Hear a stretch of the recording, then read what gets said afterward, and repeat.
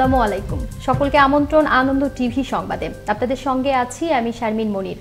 BIWT এর অভিযানে উচ্ছেদ করা হলো মিরপুরের গাবতলী গরুর হাট সংলগ্ন বেড়িবাঁধের প্রায় 1 কিলোমিটার।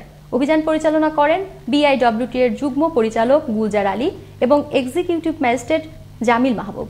বুধবার সকাল থেকে বিকেল 4টা পর্যন্ত এই উচ্ছেদ অভিযান পরিচালিত হয়। এ সময় বিআইডব্লিউটি এর যুগ্ম পরিচালক বলেন, যে অবৈধ স্থাপনাগুলো যেগুলো তাদেরকে বলা হয়নি সেই স্থাপনাগুলো অর্থাৎ পাকা স্থাপনাগুলো তারা অবৈধভাবে করেছে, সেই পাকা স্থাপনাগুলোই আমরা ভাঙবো। মূলত আশ্রয়নের অধিকার শেখ হাসিনার উপহার এই স্লোগানকে সামনে রেখে ব্রাহ্মণবাড়িয়া সদর উপজেলার আশ্রয়ন 2 প্রকল্পের আওতায় গৃহহীন 32টি পরিবারের জন্য স্থাপন করা হলো পাকা ঘর নির্মাণের ভিত্তিপ্রস্তর। বুধবার সদর উপজেলার জাঙ্গাল গ্রামে ভিত্তিপ্রস্তর স্থাপন করেন স্থানীয় সংসদ সদস্য আম ওবায়দুল মুক্তাদির চৌধুরী। এ সময় স্থানীয় প্রশাসনিক কর্মকর্তা এবং জনপ্রতিনিধিগণ উপস্থিত ছিলেন। কক্সবাজারের রামুতে মানবিক সহায়তা প্রদানকারী সংস্থা অগ্রযাত্রার উদ্যোগে নারীর প্রতি সহিংসতা প্রতিরোধ, বাল্য বিয়ে বন্ধ এবং যুব সমাজকে দক্ষ ও সচেতন নাগরিক হিসেবে গড়ে তোলার লক্ষ্যে অনুষ্ঠিত হলো এক মতবিনিময় সভা। বুধবার রামু উপজেলার সম্মেলন কক্ষে এ সভা অনুষ্ঠিত হয়। সভায় নীলিমা আক্তার চৌধুরীর সভাপতিত্বে প্রধান অতিথি হিসেবে উপস্থিত ছিলেন রামু উপজেলা নির্বাহী কর্মকর্তা প্রণয় চাকমা। কুমিল্লার শাসনগাছায় রেল ক্রসিংয়ে মালবাহী ট্রেন ও সিএনজি অটোরিকশার সংঘর্ষে 3 জন নিহত ও আহত হয়েছেন 1 জন। বুধবার সকালে এই দুর্ঘটনা ঘটে। কুমিল্লা রেল স্টেশনের মাস্টার শফিকুর রহমান জানান, চট্টগ্রাম থেকে ঢাকাগামী একটি মালবাহী ট্রেন শাসনগাছার রেল ক্রসিং অতিক্রম করার সময় রেল লাইনে একটি যাত্রীবাহী সিএনজি অটোরিকশাকে চাপা দেয়। এ সময় সিএনজি অটোরিকশাটিকে প্রায় 300 গজ দূরে নিয়ে যায়। নোয়াখালীর সুবর্ণচরে আমেনা বেগমকে নৃশংসভাবে হত্যার 5 মাসেও আসামিরা গ্রেপ্তার না হওয়ায় প্রতিবাদে মানববন্ধন ও বিক্ষোভ মিছিল করেছে এলাকাবাসী। বুধবার চরজব্বর ইউনিয়নের ভুইয়ারহাট বাজারে আসামিদের গ্রেফতারের দাবিতে এবং আসামি পক্ষের মামলা তুলে নেওয়ার হুমকির প্রতিবাদে মানববন্ধন এবং বিক্ষোভ মিছিল অনুষ্ঠিত হয়। ঢাকা চট্টগ্রাম মহাসড়কের কুমিল্লা দাউদকান্দির জিংলাতলি নামক স্থানে এক মাইক্রোবাসকে ধাওয়া করে 294 বোতল ফেন্সিডিল সহ এক ব্যক্তিকে আটক করেছে দাউদকান্দি হাইওয়ে পুলিশ। মঙ্গলবার সন্ধ্যায় অফিসার ইনচার্জ জহুরুল হক জানান, একজনকে আটক করা গেলেও মাইক্রোবাসে থাকা অপর একজন পালিয়ে যেতে সক্ষম হন।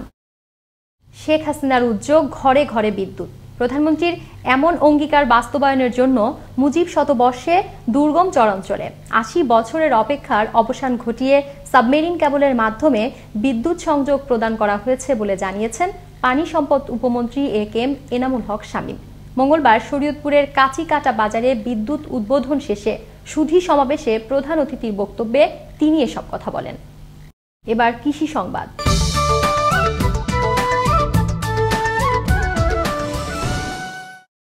বাণিজ্যিকভাবে কলা চাষ করে স্বাবলম্বী হয়েছেন রংপুরে বিভিন্ন উপজেলার অনেক কৃষক। অল্প খরচে অধিক লাভ এবং অন্যান্য ফসলের তুলনায় লাভ বেশি হওয়ায় দিন দিন কলা চাষে আগ্রহ বাড়ছে কৃষকদের।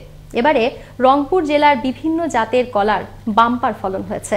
চাষিদের উদ্বুদ্ধ করতে কৃষি বিভাগও দিচ্ছে সব রকমের প্রশিক্ষণ। রংপুর থেকে মাহফুজ আলম প্রিন্সের পাঠানো তথ্য ভিডিও চিত্রে দেখুন ডেস্ক রিপোর্ট।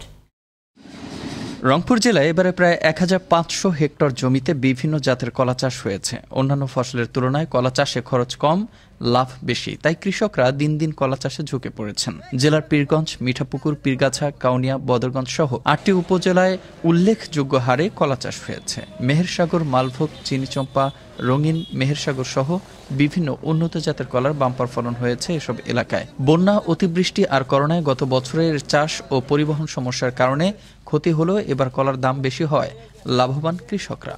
অন্য অন্য ফসলের চেয়ে আমার কলার আবার খুব লাভজনক। আবার তো সরকার যদি একটা ভূমিকা ধরে তো আমরা কিছু আরো এগিয়ে যেতে পারবো। কলাটা পানি পাওয়াতে কলাটা একটু ছোট হয়েছে, যার কারণে কলাটার একটু দাম কম পাইছে। তাহলে হয়তো কলা চাষ করতেছি, হয়তো যদি কিছু আসে কলাতে তাহলে হয়তো মনে কিছু লাভবান হতে পারি। রংপুর জেলায় উচ্চ ফলনশীল জাতের কলা চাষ হয়েছে। জেলা চাহিদা মিটিয়ে রাজধানী সহ দেশের বিভিন্ন জেলা যাচ্ছে এসব চাষ করা বিভিন্ন জাতের কলা, জানালেন কৃষি বিভাগের এই কর্মকর্তা। রাজধানী শহর সহ সকল মানুষের কাছে নিরাপদ ফসল সরবরাহের যে প্রক্রিয়া আমাদের হাতে আছে তা চলমান থাকবে।